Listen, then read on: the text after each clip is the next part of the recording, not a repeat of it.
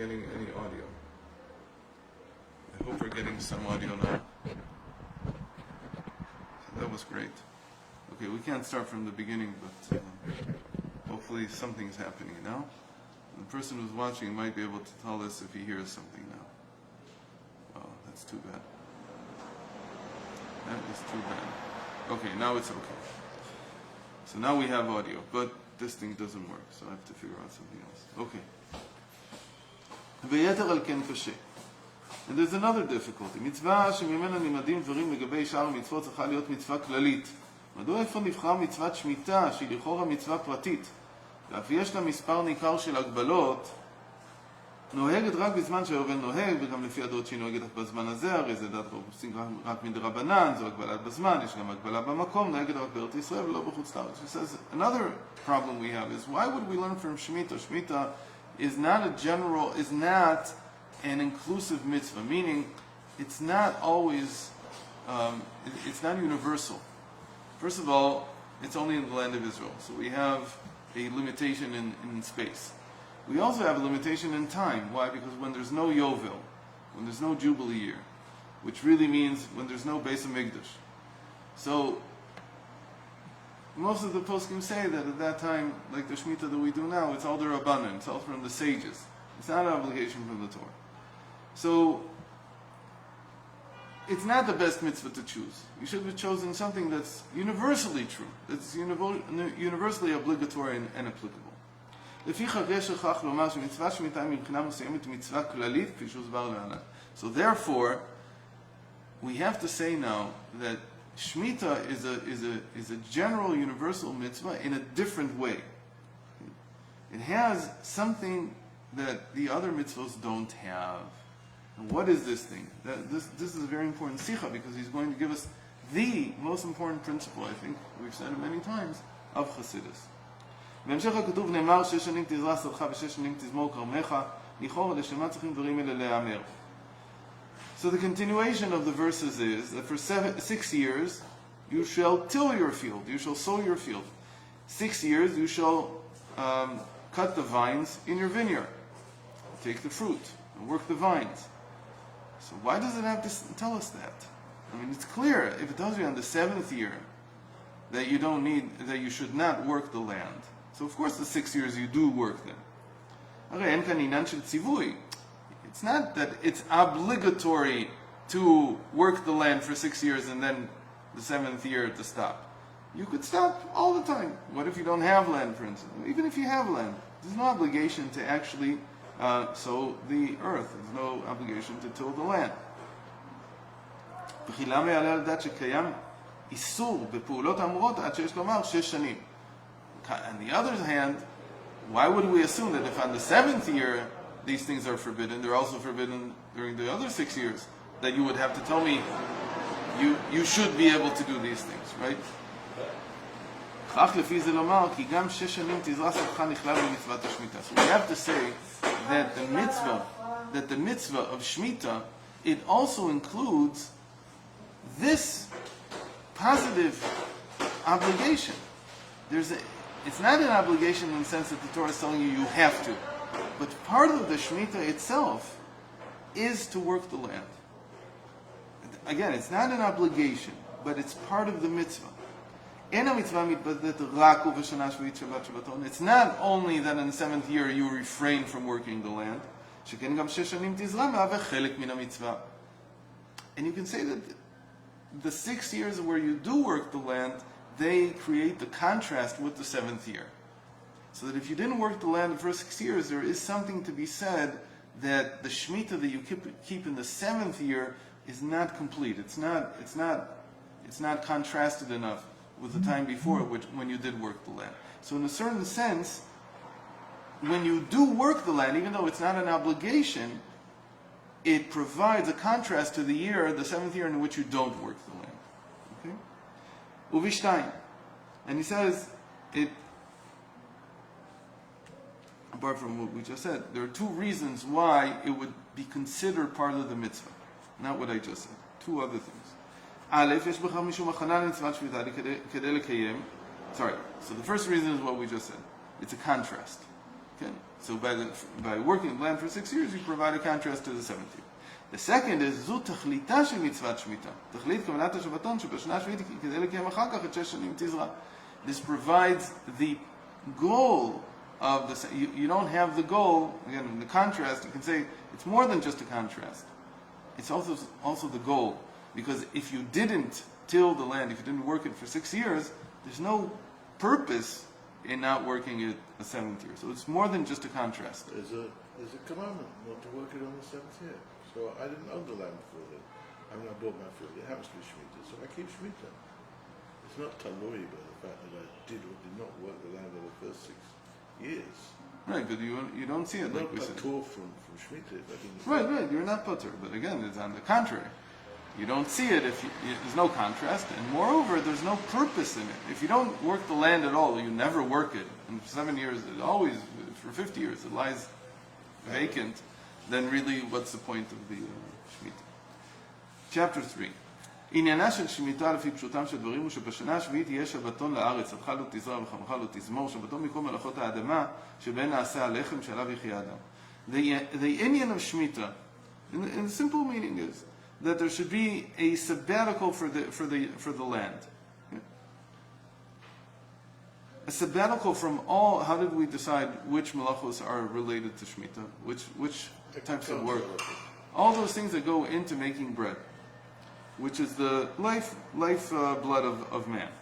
וכי תאמרו מה נאכל, כך עונה התורה, וציוויתי את ברכתי ועשת את התבואה לשלוש שנים. And then when you ask, so what will we eat the 7th year, the 8th year, and part of the 9th year, when we still don't have produce from the 8th year, because it takes time for new produce to grow.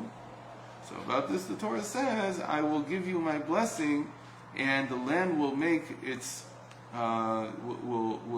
will make enough on the 6th year that will last you for 3 years or 2.5 years. תוכנה פנימי של מצוות שמיטה הוא יהודי נדרש אחת ל7 שנים להיפרד מכל הצרכים הארציים. So the Indian, the inner dimension of Shemitah is that every 7 years a Jew is commanded to divorce himself from his physical needs. לא לבוא במגע עם עבודות האדמה הקשורות בלחם שעליו יחיה אדם, ולפתוח לגמרי בהשם שייתן לו פרנסתו למען מן הטבע. And what it means is that I am putting my trust fully in God that He will provide for me. So it's about creating trust and confidence in Hashem. That's what the Shemitah is from its inner dimension. And zu derech letamid. This is not the way you should act all the time. Shabbos is also that you put your trust in a certain sense, yeah.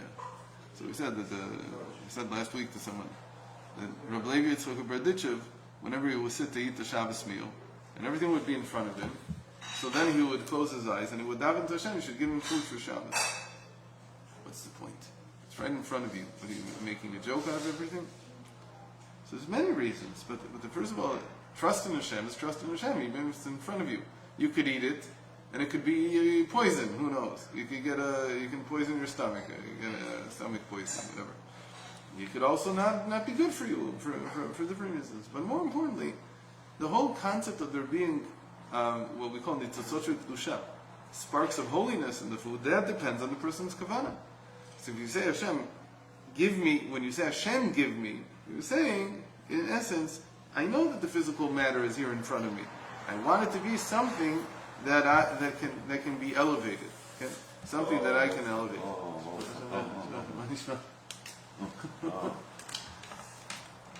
Okay. Just 1 second. Okay, thank you.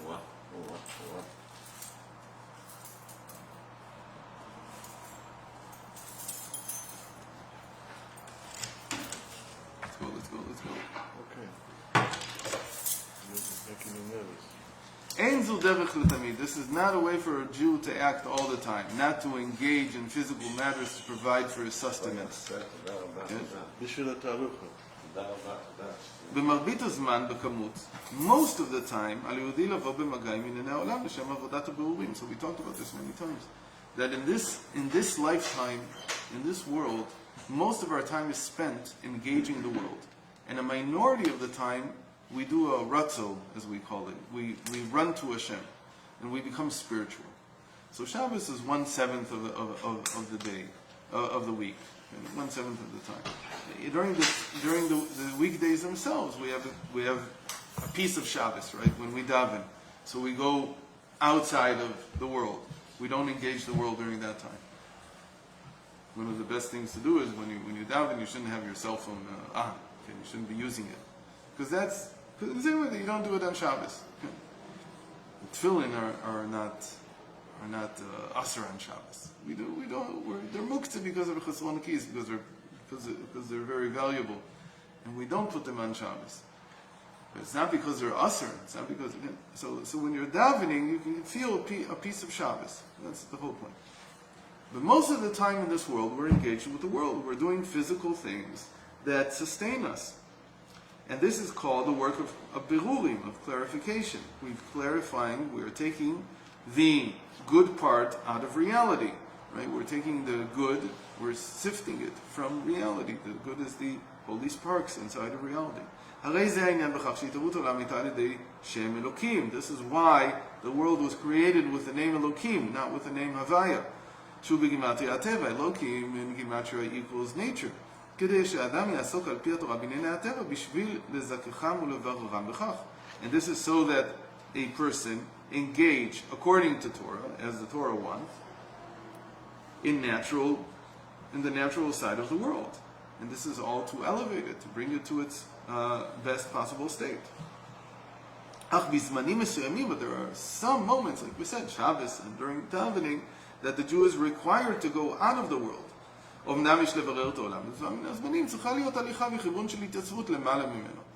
in order to sustain all our work below, there have to be moments when we're connected above. Okay? So you're connected above in order to do the work below. But you don't need to do it all the time. You need to do it a small fraction of the time. You only need to connect above a small fraction. There are people who connect above every hour, right? They have a kavanah every time they say a bracha, so they have a kavanah of the Yud Kei Vav Kei, of the permutation of Yud Kei Vav Kei, Hashem's name, Havaya, that belongs to that hour. So that moment when they're saying the brachas and they're connecting above, and that filters into the rest of the hour. So it all depends on the person. There are people whose Ratzah B'Shov is very quick, whose run and return to Hashem is very quick. There are people who it takes time. So a normal person, it's once every 7 days. Person who has more of a moichin, who has more mindfulness, he understands more of what he's doing, so he can do it every hour. There are probably people that do it within every minute. For instance, every one breath out of every minute, out of 18 breaths that they take every minute, one part in 18 is completely kolam shemata alel ka. They completely feel that it's giving praise to Hashem. Chapter 4. Shnei dvarim elu. So these two things are related to one another. What do we mean? ההליכה בכיוון של התייצבות בדרגה נעלית מן העולם ושבתה הארץ שבת להשם היה הווה ויהיה כאחד שהוא נעלה משם אלוקים שהוא בגימטריה הטבע יכולה לבוא מתוך כך שהמגע עם ענייני העולם הוא על פי התורה. He said, the ability to engage the world, we just said this, he's just saying it a little bit more clear. The ability to engage the world according to Torah depends on connecting above from time to time. זו משמעות פרט אחד של האל, לפיו מהווה 6 שנים תזרע שדך. This is the meaning of what we just said above, that the mitzvah Shemitah also includes the stipulation that you work the land for 6 years. והרי פירוש תזרע שדך הוא שבשדה נשמרים כל עניינים לפי השולחן ערוך, כגון כלאיים. הכנה לבשנה לשביעית. And what it means to work the land is that you do it according to Torah. What do we mean according to Torah? There are many, many laws that govern working the land, such as kilayim, is not mixing 2 species of seed together, or 2 species of plant together. And everything else that has to do with many, many mitzvahs, so many mitzvahs in fact, something over 100, that are related to working the land. It's a lot, sixth of the 613. Umashmot prat shani. And the second point is, האפשרות לבירור ענייני העולם באה אך ורק מתוך איך שמפעם לפעם מתרומם האדם בעבודת השם שלו דרגה נעלית לגמרי מן העולם. That in order to be able to engage the mundane world, the physical world, the right way, you are required from time to time to elevate yourself above the mundane world and to connect with spirituality. או אז הרי גם בבואו שוב במגע עם העולם, לא זו בלבד שלא נסחף על ידי, כי אדרבה הוא עושה את העולם גופו לכלי לאלוקות. by doing so, you make the physical world, the mundane world, which is your return, where you go into the physical matters, into physical sustenance, you make all that godly also. And so that is the connection between Havaya and Elokim. Havaya, the name, God's essential name, that's when you go above to connect to spirituality. And Elokim is when you come down into nature, into the physical world, and the two need to be connected because this is a yichud, it's a coupling, it's a unification that has to happen in every person's mind. That's why we say in the morning, the Shem Yichud Kudsha Brichu V'Shchintei. Kudsha Brichu is Yud Kei Vav Kei. V'Shchintei is Elokim, God and His divine presence. So when you say it in Kabbalistically, you say it's connecting the two names, Havaya and Elokim, together. So that's what we're doing. כאמור, בקום תעשה צחיים שכדי להיות בדרגת ייחוד התתא, כפי הדרוש חייב להיות באופן כללי לפחות הרגש של ייחוד העילה. In the same way, before you say ברוך שם כבוד מלכותו לעולם ועד, you have to say שמע ישראל השם אלוקינו השם אחד. You have to have a sense that there's only Hashem in order to be able to bring Hashem into the world. That is the unification we're talking about. וזהו הפרט השני, בסדך תזרע, מעבר תכלית, אבל אינו בירור העולם. אבל אין בירור העולם יכול להיות, אלא אם כן קיים גם כיוון של השתחררות מן העולם. So you can't rectify the world if you're not connected from time to time above. So that we finished almost half of it. And God willing, tomorrow we'll finish the other half. Okay? Stop this.